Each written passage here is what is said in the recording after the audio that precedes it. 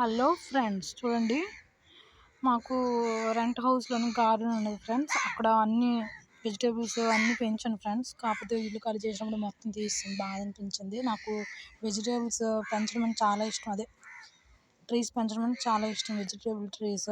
అందుకనేసి మేడ మీద జస్ట్ వంకాయ మొక్కలు పెట్టాను ఫ్రెండ్స్.